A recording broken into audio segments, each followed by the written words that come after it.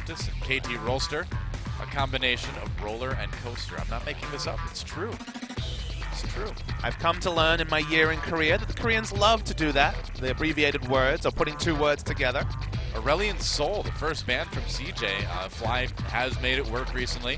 CJ does not want to deal with it. There's a TF ban against Sky. So Sky was always known as a really safe laner. Lulu, Victor, line wave clears, basically what he was mostly rocking when he was in the lineup, again, January and February of the year. So I expect him to look for a champion like, for example, the Karma. He's been playing a lot of Victor and solo queue. He's going to be looking for those safe picks. Aurelion Sol is one of those pocket picks. When we did see Fly play it recently, it was against the Karma. So maybe that kind of betrays that CJ, just like a lot of teams, are really going to highly prioritize Karma in the draft. Yeah, I mean, we've seen a good amount of Karma first picks lately, so wouldn't be too surprising to see that. CJ mulling over their second ban, taking out the Vlad and the Shen, and I think we're going to see the Shen a lot more lately. They're going to remove the Rek'Sai from score, which is an interesting decision, but he is very good on that champ. But then again, you know, what jungle champ is score not good at these days? I mean, I would say that Rek'Sai's been his best recent performing champion, but the one that he hasn't played recently is the Gragas, which of course you just think back to Worlds. He was looking outstanding when his team was struggling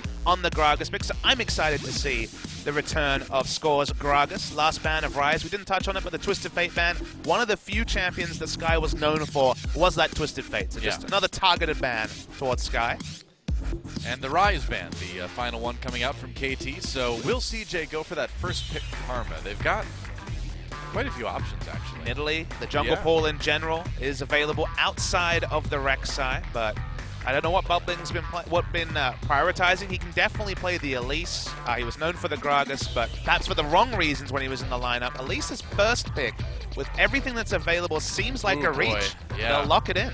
I don't know about that, man. I mean, it really does give a lot of good picks over to KT. They can go Karma, Gragas. They could go, I mean, geez, Irelia, Karma. They've got a lot of strong picks right now. So recently, in KT's last series, they were first picking Irelia on blue and taking it first rotation on red. They had very high Irelia priority, and Sunday was happy to blind pick it into any matchup. So we could see KT just return to the Irelia in the first rotation. They've flashed it a couple of times, or they could just keep last pick for Sunday, but expect KT to once again set up around their superstar top laner and look to take the victory over Untaro, who's struggled champion pool-wise on 6-11 like a lot of top laners have. Yeah, very true. You know, Arrow has played a lot of Jhin this season already too, and now with the new build coming out, I was going to say we might just see them first pick it, and they will.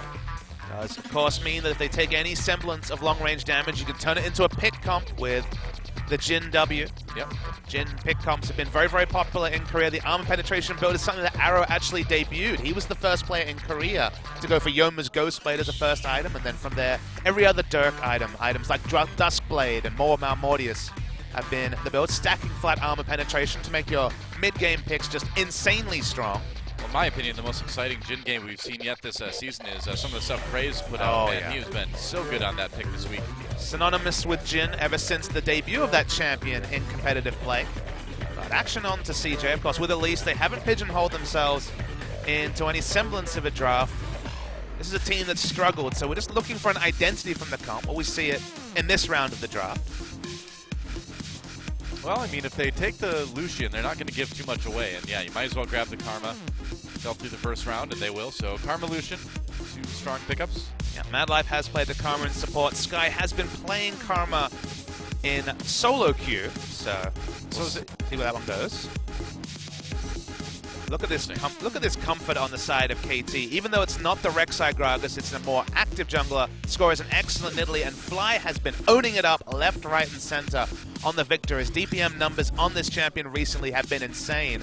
Comfort in the first 4 picks for KT. We're getting to blind pick status with this KT draft. Is it a bit surprising, do you think, that they went with the Lucian instead of the Sivir? That they had a chance to get the Karma Sivir combo and they pass it up? I mean, Kramer is really well known for his Lucian play, and it's a very comfort pick for him. It's also a blocker pick for some AD choices, so maybe it's just not wanting to opt into the Sivir versus Jhin laning matchup. Lucian packs a bit more of a punch there. I feel like Madlife's best champion by far this season has been the Bard, a ranged support, which is in the meta right now, but also a pick champion. And Haru was playing the jungle Hecarim last time we saw, But speaking of jungle, it won't be a jungle Hecarim. They already have at least. We saw Ixu carry hard against SK Telecom on top lane Hecarim, and maybe Untara is going to follow suit. Yeah, I think it's certainly possible. Looks like they will let that go. So yeah, Hecarim Bard will be the last 2 lockets for CJ. And the support pick, I think the Thresh works. I think maybe a Braum, possibly. Nami would be good here. Thresh or Tarek would also be good. Something with a bit of disengage. Absolutely. The disengage flavor, I think, is important. Just to have someone to stand next to, specifically Jhin, and keep him safe wherever possible. Braum also is a very decent choice. I like the Braum. The Jaina would be a little bit surprising. Jaina would definitely be the most disengage. We don't see a lot of it in LCK. I mean, you can push away the Hecarim. You can, I guess, push away the elites too, but I think you want to block the damage. I think you go with the Braum here. So the one thing I want to touch on is this Hecarim. So once again, it's the top lane. This is the same matchup that Ixu picked it into. That was Duke on Irelia that time. It's one of those issues where both of you are looking to pick up Trinity Force. The timings can be different because Hecarim wants to pick up health to deal with the hits and style. Will be a W max from Irelia, I imagine, even though Someday has recently been maxing Q. That was in the Shen matchup, so I think it's a little bit different. The reason why I want to touch on the Hecarim is one of the best champions to deal with, specifically Jhin. Jin's been in the meta, Jin's been banned, Jin's been first picked. Jhin wants to set up in the back of a fight, and Hecarim has the longest range dash of any of these top lanes. The Onslaught of Shadows has massive range, will interrupt everything that Jhin is trying to channel, and if he can get through laning phase somehow in a very healthy manner with his Trinity Force, with tank items, Hecarim is an excellent team fight answer to Jhin. Yeah, I agree. But a lot of ifs there. Well, Arrow's going to need to be careful. I mean, that's a sure thing. Johnny, of course, has a way to kind of mitigate that Hecarim a little bit. You can quickly build up that passive, maybe get the stun, give Arrow a chance to get away, but they're going to need to really watch out. The teleport flanks will be very real. This is a true 6-11 draft. Top lane carries. We will expect Trinity Force from both of them. Expect the junglers to play the biggest part in this game, because if Hecarim gets big, definitely Irelia can struggle. But KT have been all about setting up for someday. They have strong wave clear. In a way, their comp is built around this Irelia. So if KT get that Irelia rolling, you have to worry for CJ Entus. Yep. We will see. Giving over the Irelia to Someday has been a kind of an unwise decision for teams lately against KT Rolster. But CJ experimenting a little bit anyway. Got Bubbling in, got Sky in. We'll see what those guys can do. KT Rolster, though, really looking to grab that second place spot. They've got a good opportunity here today. Come in heavy favorites, but you never know, Doa. It's been a strange season. Very true. I think it's about time, Papa Smithy, to get onto Summoner's Rift to start this series. CJ Entus versus KT Rolster. Game number 1. Let's see who grabs the early lead.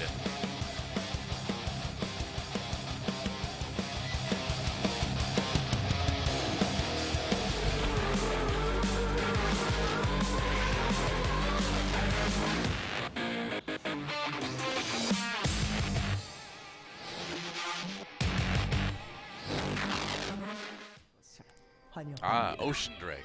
All right. Here we go. Welcome to Summoner's Rift. CJ Entus versus KT Rolster. Good crowd in the audience today. Good crowd in the audience. That sentence didn't work out, but whatever. Let's have some fun with League of Legends. It's a crowded audience. Put it that way. That's right. Wow, it's actually just a lot of fighting happening here. There's no flash through Antara. They're going to go for it. They've got the stun, and that's first blood for Score. 56 seconds into the game.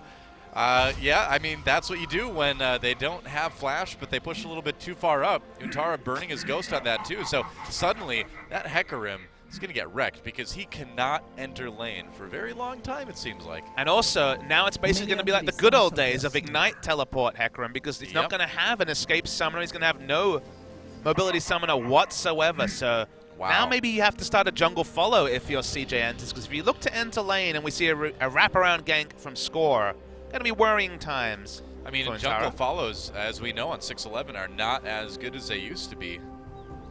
So good luck, Untara. See, at the moment, looks like he's going to try and re-enter lane, but definitely going to be a struggle street, as Nidalee has already got the Hunter's Potion, so she's really ready to clear this jungle quickly and look for some skirmishes. I think so. I mean, if you've got Someday up in that top lane in the 1v1, Untara's going to need to be very, very careful because he's pretty easily gankable right now. I mentioned the fact that KT was basically on blind pick comfort in a lot of these champions, no more so than Fly. He's had his champion pool struggles this season, even though he had a good game on the Aurelion Sol. We will not forget the telecom war where Faker just ran over his attempt at playing Aurelion Sol with the Azir pick. Yeah. The reason why I say it's comfort, Fly is 6-0, doing his best Kuro impression, undefeated on Victor with a 15 KDA. So he has been completely off the chain, specifically on Victor, and kind of up and down on his other picks. It's really good. Some good sustain for CJ in the lane with that Bard W.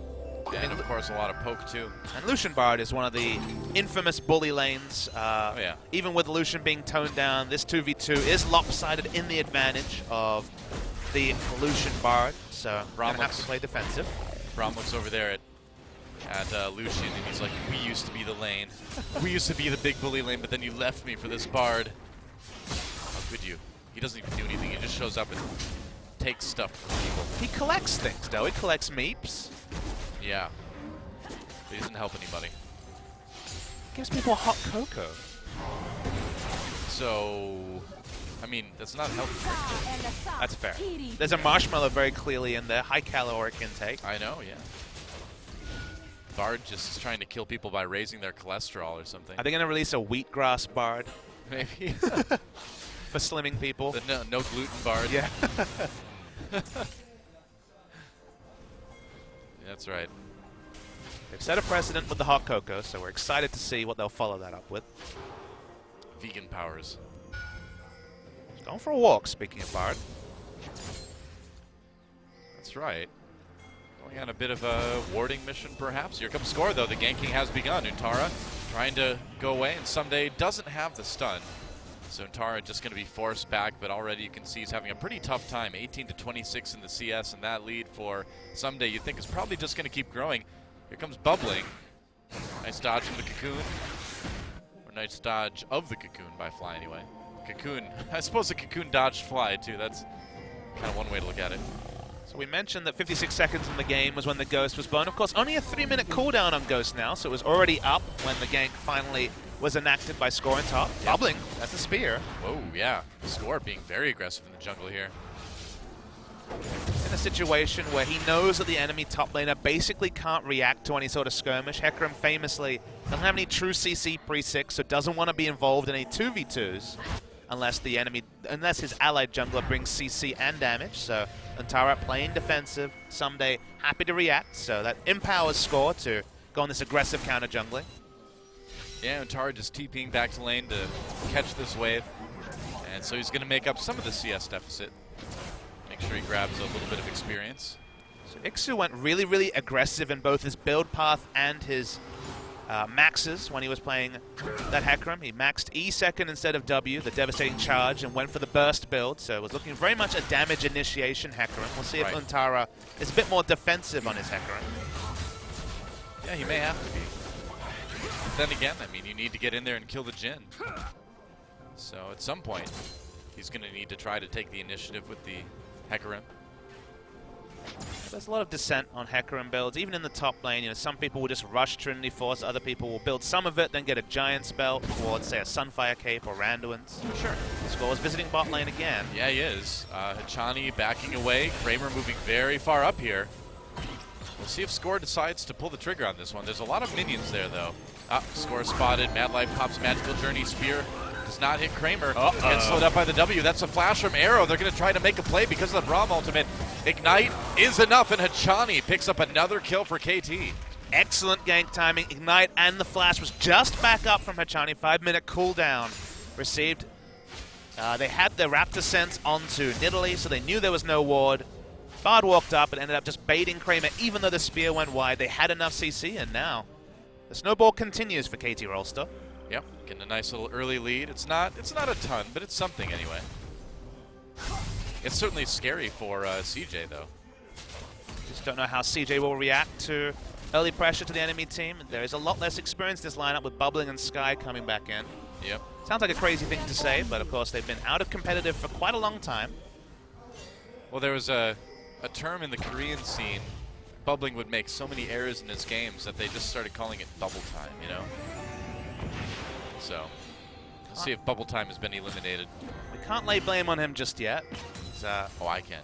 He hasn't had any kill involvements, but or death involvements for that matter. It was not a great spring season for Bubbling. That's why they brought in Haru, who's been okay, but not necessarily a strict upgrade on Bubbling like you would have hoped for from CJ Entus. Sure. Arrow hits that level 6. Bubbling though, waiting. Chani's just going to walk right into him. There we go, right into Chani with the cocoon. A lot of trouble, gets the shield up just in time. It looks like he may live. Uses the ignite. And there's the ultimate for Arrow. Can he possibly get a kill? It's too late now. Everybody dodges. Whoa, okay, Chani tried to connect with the Q just to give Arrow an easier time to hit that score coming in from behind. Chani's still in lane. Getting aggressive. Q on the Mad Life. And are they going to? No, doesn't look like they're going to try for a dive. Wow, that's a big spear on the Kramer, though. He's getting very low. Oh, boy, they're going for it. Anyway, TP coming in from CJ and from KT. Someday coming down as well. Kramer very low. Arrow gets hit with the cocoon. He's under turret. He's going to go down. There's a kill for Karma. One on each side so far. KT backing away. Not the smoothest dive ever, but they do say even it kills anyway. Sped up by the Karma. Sky taking some hits. A lot of damage from that Chaos Storm. That's one for Fly. And Mad Life goes down to score. So KT, despite that awkward start to the dive, ends up getting a couple kills out of it. Could have been better. Could have been worse. Going to give Untara a bit of time on that top lane turret. Let's watch this one again. So Score has extra items. He got kill involvement early in the game, so he has ability power. This is a true 5v4. No way for Hecarim to get down there. Didn't have teleport.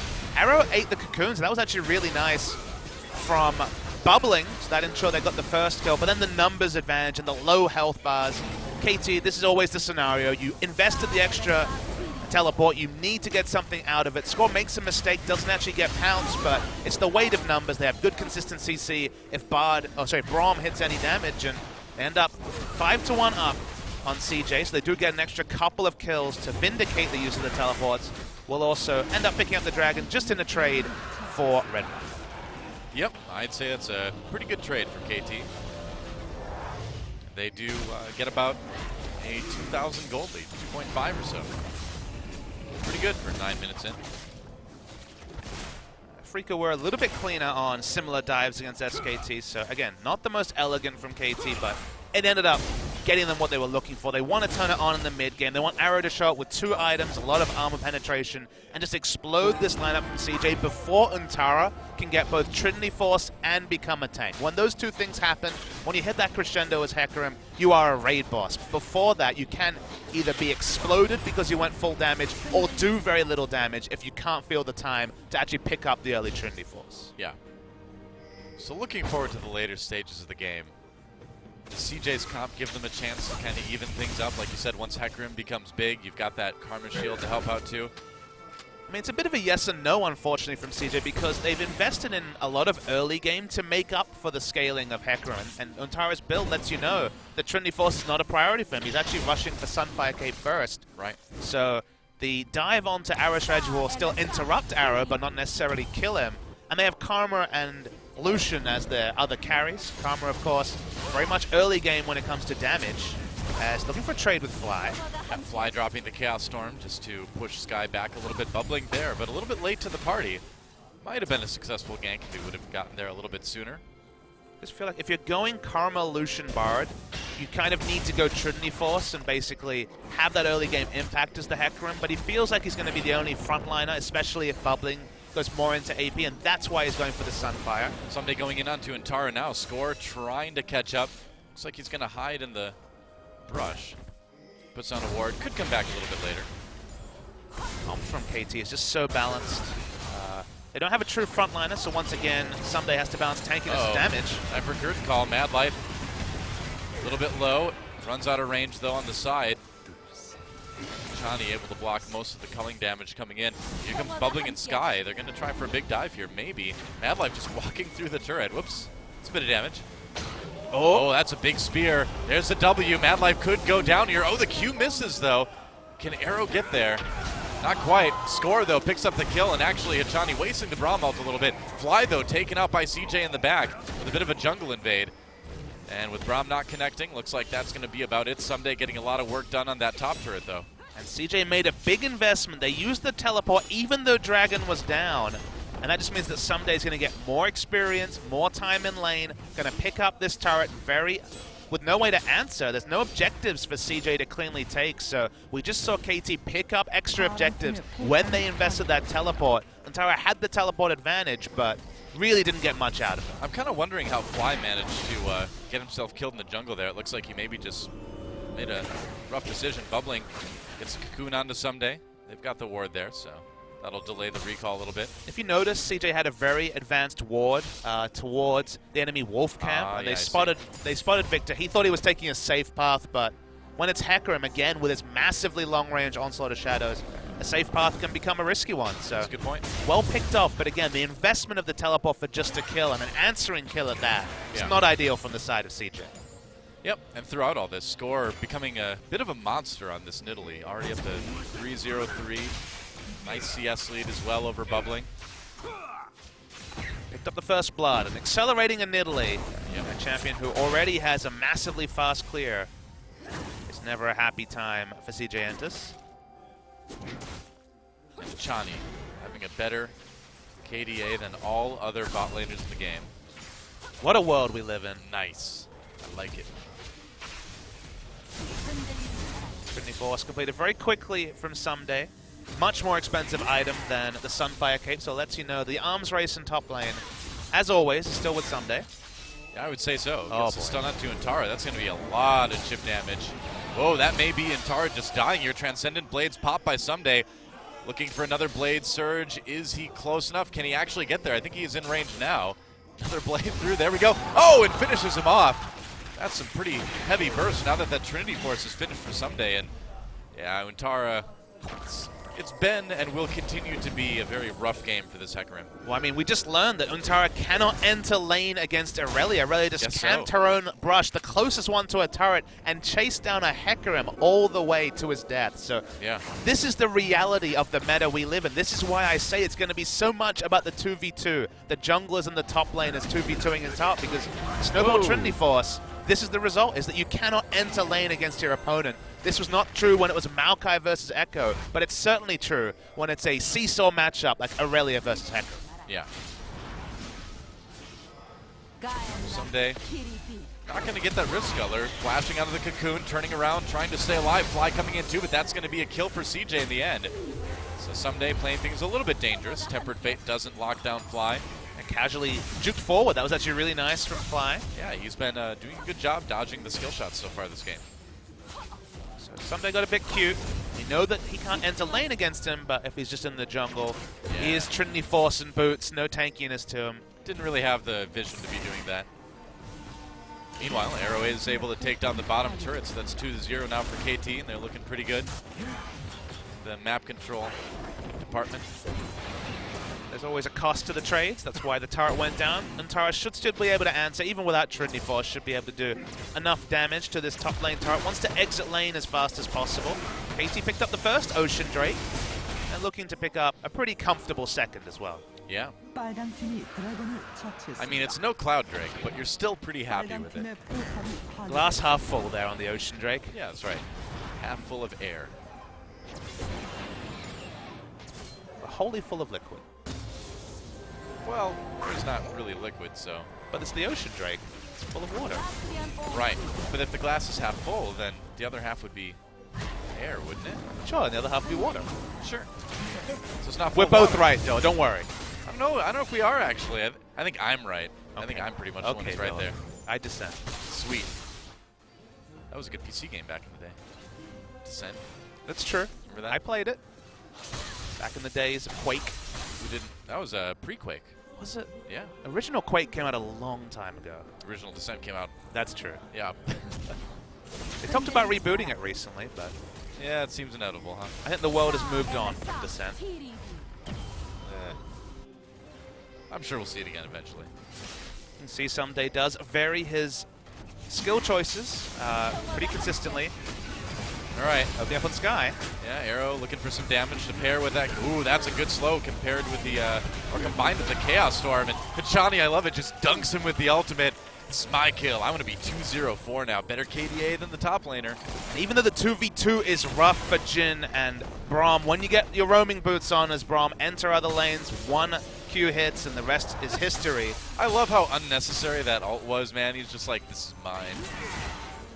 But that's what thing is. If you're unleashed on the map, Braum can do these things. Bard can as well, but KT have such an advantage in terms of pressure, top lane and mid lane especially, that Braum is going around making picks pretty comfortably. Right, Tempered Fate onto Arrow. Chani blocking some damage. Actually, Bubbling gonna flash forward, causing the flash from Arrow. Utara comes in, doesn't connect with the Jhin like he wants to, though. And will they be able to catch it? Chani looks like they won't. So another. At least he didn't have to use the teleport for that. Yeah, but awkwardly, Fly was just bottom lane pushing. He had no way to react. He could ghost into mid lane, but that would have taken time. But just the sight of Someday is enough to send CJ back in a 5v4, which lets you know this Seesaw on the top lane, squarely on KT's side. Yeah. And Fly able to get some damage done to that bottom lane tier 2, and it looks like KT might just decide to push it with 3 members. Still so early in the game. Feels later than 18 minutes, but KT's so far ahead. Yeah. Looks like they can probably do it. And Utara, he has that ultimate, but they don't really have any other opportunities to engage here.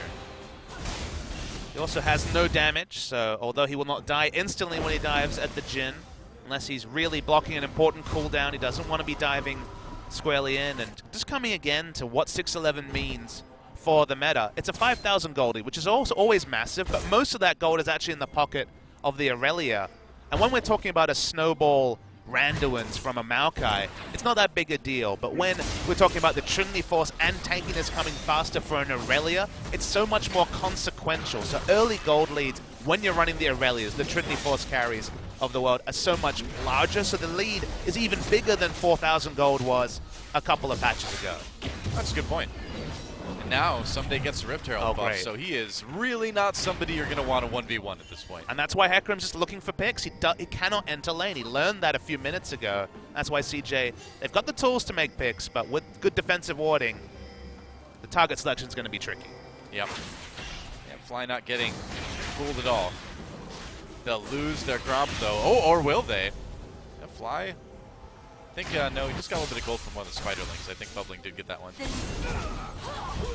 CJ don't find anything. There's going to be free items onto Someday. Tempered Fate catches Sachani after he flashes out. Mad Life looking for a Cosmic Binding. He does land it, but no follow-up from CJ. If you're making these 5-man roam squads, death squads you might call them, and you don't get anything, then you just increase the lead that Someday has in top lane. So CJ need to make a play. Now they're going to send Hecarim to try and enter lane. The minion wave pushed up enough, and that means that Someday's going to roam down himself. So if this Nidalee skin is supposed to be like a maid, shouldn't she throw like a broom or something? Some maid-related implement? It's supposed to be a French maid, but you're right. Lore inappropriate. Kind of dropped the ball on that one, Rito. Chani gets it with the cocoon. And CJ again, they just can't go in, you know? They just don't really have a way to. They don't have 2 items onto the Lucian yet. Full tank Hecarim just doesn't pack the same punch. They don't have the damage to kill anyone, but you know who does have the damage? Yeah, they certainly do. They can just force him away from lane for the moment, though. No need to really over-pursue that. And there's a curtain call. Sky slowed down a little bit. Guys take a lot of damage from that Jhin. Whoa! Man, like no health left, and Fly picks up that one easily. Mad Life has to flash away. He's still under that Chaos Storm. Takes a magical journey into the base. They're going to lose their mid lane tier 2. And KT Rolster sure seems to be cruising to victory here in Game 1. And just to be clear, that was not a support under-level Karma. That was a level 12 Karma who took a whole life bar in one set of an ultimate from Arrow. Yeah. If he was running Deathfire Touch, he actually would have got the kill without the Chaos Storm needing to confirm it. He's been running Thunderlords recently, so he might not have been running Deathfire Touch. I'm not clear on that, but man, literally downwards of 50 health left after that ult. Just watch it here. Almost at full, and was at full effectively with the shield. If that, all 4 shots. I mean, if Score had hit with a spear, that would have been a kill for Arrow. As it is, Fly having no issues picking that up. Just so much power. When you go for this mid-game Jhin build, stacking armor penetration, there's just no way to itemize into armor realistically for someone like Sky, and he's just food for this Jhin to pick up free kills. Very true. There's Arrow right in your screen. Now, meanwhile, uh-oh, okay. Goodbye, Mad Life. Thanks for playing. Teleport comes in for Someday. Can he catch anyone? Maybe. Doesn't look like it. Score going after Bubbling here.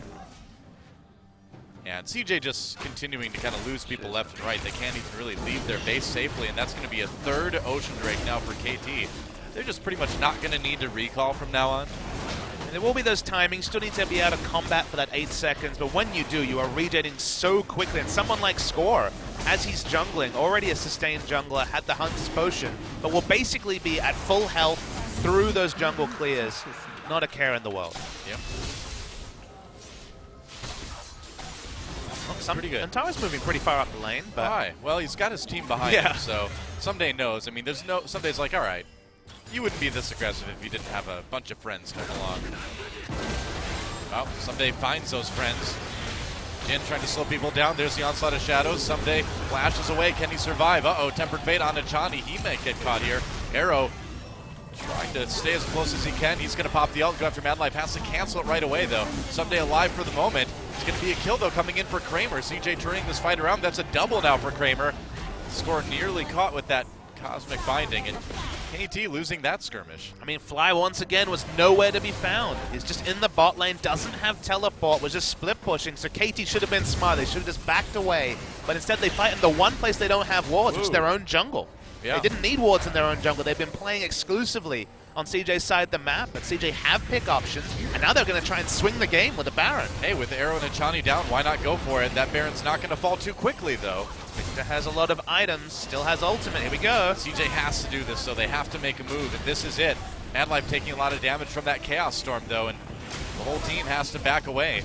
So Fly more or less single-handedly pushing CJ off of that Baron, but you can't blame him for going for it. It was the best decision they could have made, and didn't work out, though. Yeah, definitely the right move from them. 7,000 gold behind, but with the Baron buff, they would have been able to buy more time. They need that time. They need to get items specifically on to Antara on the top lane. They have the 2 items on Lucian, but their power spikes just aren't there. They have to back away. With the magic resist debuff from the Baron and just the Chaos Storm, there's no way to stay and persist onto that Baron. So they just want KT to continue to make mistakes and try to find farm. That's the idea. Arrow having to pop that Youmu's to get away a little bit quicker.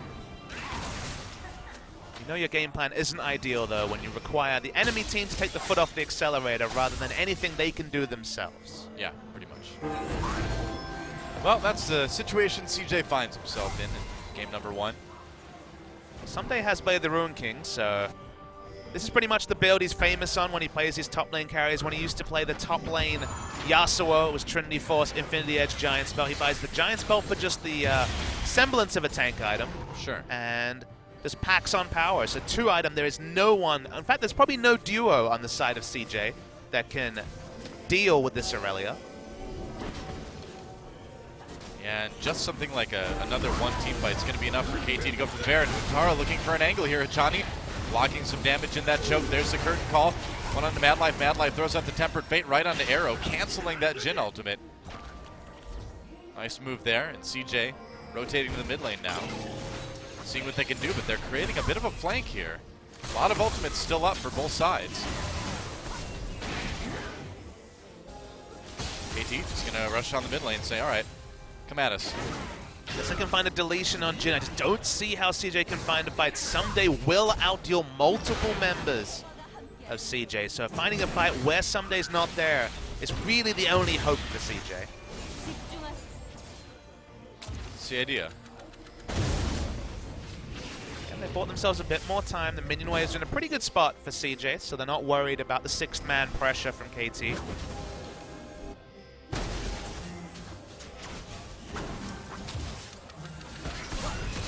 All right, CJ just doing whatever they can, and they've got enough strength in this comp that they at least make KT take them seriously.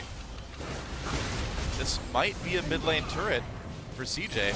Maybe not. Someday's bot lane has teleport. Looking at the map, there are some good flank wards. So You have to be careful. A pick onto someone like Fly is possible, but he has both his summoners up. Crucially, Arrow does as well. Suddenly it gets that much more difficult for CJ to force a fight and kill someone before that teleport channels from Aurelia. Well, I don't know why it took them this long to send Someday to a side lane and keep Victor hanging out with them, because He didn't have teleport. That was the issue. I suppose, but still. They need Fly. They need him for the wave clear stuff, right? It was strange. CJ did something pretty similar when they were winning with the Shen Hecarim comp we've talked about a few times. They had BDD split pushing on Cassiopeia without teleport. Fly has, with all that free time though, found himself a lot of gold, so I think he's going to go back and pick up perhaps a Void Staff with his next purchase. Speaking of Void Staffs, Score just finishes his. KT can't take Baron that easily. They have wonderful Baron damage, but without much tankiness, it's actually not trivial for them to funnel into the Baron damage. Oh, Hachani. That was a Hachani moment of different type. It was. That was his old man mechanics failing him. His Braum ults have not been the greatest this game, to say the least.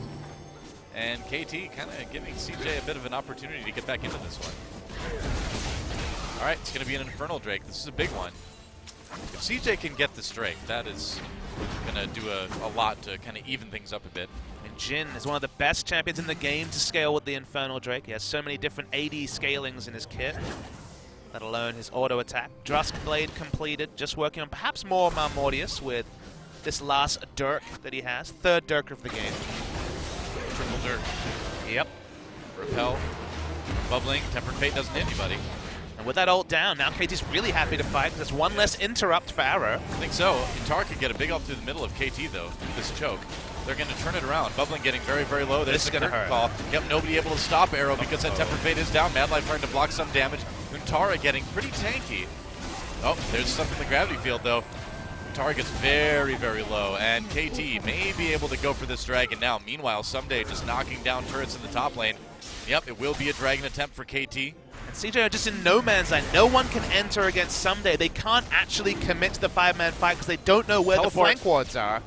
TP coming in for Untara at least. From the side, CJ going to turn around on this Infernal Drake, and they are actually going to... No, they don't score! Steals it away on the Nidalee, and that is huge for KT. That may end things right there. Meanwhile, Someday knocking down this top inhibitor, and that may be the final nail in the coffin for KT Rolster here.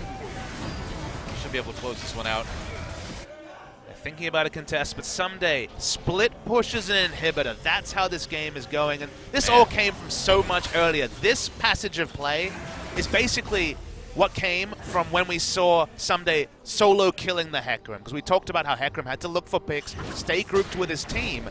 We just saw this fight, which was a true 5v4. They see Someday split pushing in top, and yet CJ can't answer it. No one can enter lane against him. If they fight, they don't know how aggressive the flank wards are, so if Aurelia with those items shows up behind them, they're dead. So they were paralyzed. They were basically taking free shots from the Arrow ultimate because they can't commit, they can't back away, they can't answer the split push. Yeah. And this is the world we live in. This is exactly what a split push Trinity Force meta looks like. This game, 30 minutes of it from KT, and it's been a masterclass. It certainly has. Score's been looking really good on that Nidalee as well, putting the pressure on where he needs to. And man, that Dragon Steal. If there was one thing that could have gotten CJ back into this game, it would have been that Infernal Drake, and they were so close. I want to see a replay of that again to see exactly how he managed to steal that. I mean, at this point, Nidalee Spear's doing maybe 400 or 500 damage, so the smite's certainly higher from Bubbling. In his return to competitive play, one smite you really can't afford to miss. Yeah, I would say so. Uh-oh, Bubbling may be in a bit of trouble here. Yeah, this takes a ton of damage. There's so much synergy between Nidalee and Jin, you wouldn't think it, but basically what happens is that Nidalee throws out a spear, and then the range from the Jin W is about the same. One hits. Uh-oh, Bubbling trying to flash away. They get that summoner. Curtain call. Might be able to use that. Mad Life gets taken out. Fly finishing that one off. Someday goes in, tries to find the Elise, just hangs out under turret. He's going to get that one eventually. Untara can't do anything about it. Bit of an awkward start to that fight, but KT getting the kills anyway. Someday was stopping them walking through their own inhibitor turret by just tanking it up. Such is the strength of Aurelia right now. Yes, so. And Someday just insane on those spears. Ocean Drake. Look at that regen on Someday. Yeah. He's already back to full. KT going for their second inhibitor of the game. Looks like they'll get it. They might just be able to push for the win here. We'll see how aggressive they want to be. Could just go back and bait Baron, too. Even though they have 2 kills, it is only Elise and Bards. The wave clear's still there from CJ. It'll be low percentage chance to end. So I suppose. They take the measured approach. All right. We're going to see the blind. replay. Wow, that was a blind spear. It connects, and then everyone's caught in the crossfire. Madlife dies to 2 shots and a bit of Victor damage. No way to get out. And someday, you shall not pass is pretty much what he was saying. They're just tanking up the inhibitor turret as if he didn't have a care in the world. Well, at this point he probably doesn't, and he finds Sky. Sky's going to be in big trouble here. There's a slow from the Equilibrium Strike, and one last Q. Get Aurelia that kill. KT going for an easy Baron now. Oh, TP canceled though by Untara's Onslaught of Shadows, and here we go. The great chase is on. Someday going to the base. Tempered Fate locks him up, and I think CJ should be able to get this one. They're not going to get the Baron, though. Oh, Someday still alive. Oh, there's the kill. All right, well, it was worth it. Baron goes over to KT, and even though Someday doesn't have it, I think that turned out pretty well. Long death timer, so they won't be able to ice out the game until Someday is alive. Doesn't have teleport either. That was cancelled by the Onslaught of Shadows, but just buying time for his team. Accepted his fate. Baron buff wearing on the team, and there should be an Infernal Drake spawning before too long, so the advantages just keep stacking up. 13,000 gold lead for KT Rolster. Yeah, 3:35 minutes too. Really dominating game, and that second Infernal Drake. So, I mean, you just can't enter lane against Someday. He just pops by the Ruin King, nothing Sky can do. Then he sees the rest of the team. He doesn't see them yet. He doesn't spot them on a ward. He actually just instinctively knew that they were going to come to gank him. Well, he nearly got that TP off too, so it was maybe not a bad idea. It was close. It won't be consequential, the teleport, in this particular game. Well, super minion waves pushing in the top and bottom too, so KT can put all the pressure in the world on this spot lane now. Top and mid, rather, where the inhibitors are down. All right. Arrow. Yeah, Arrow very safe behind the wall there. Doing as much damage as he really wants to do. Oh, misses the last one, though. Here comes Untara from behind, right on the Arrow. There's the Onslaught of Shadows. Untara gets locked up by the gravity field, though. KT able to just load it on. Fly walking up for an easy kill onto Sky.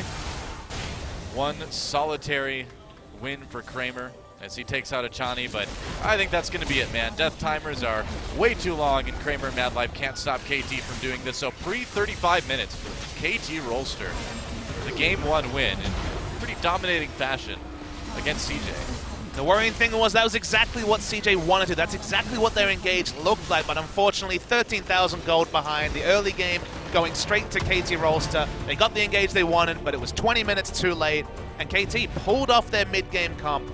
They pulled off their comfort picks. They looked great doing it, and they look set to take a pretty clean 2-0 in this series.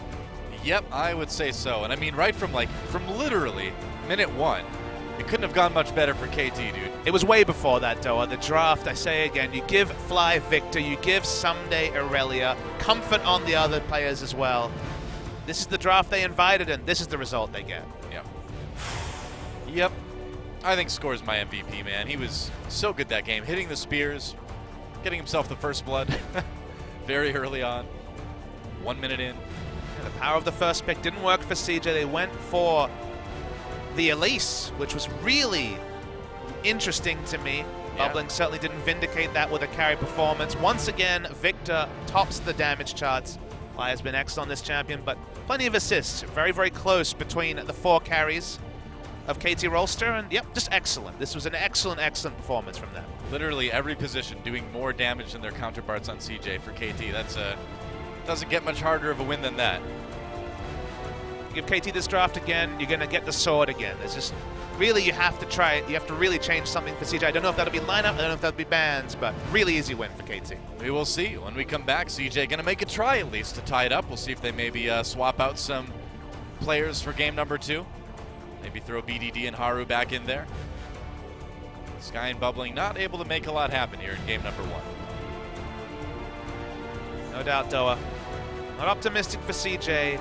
Give away Jin, give away Aurelia, give away Nidalee, give away the victory.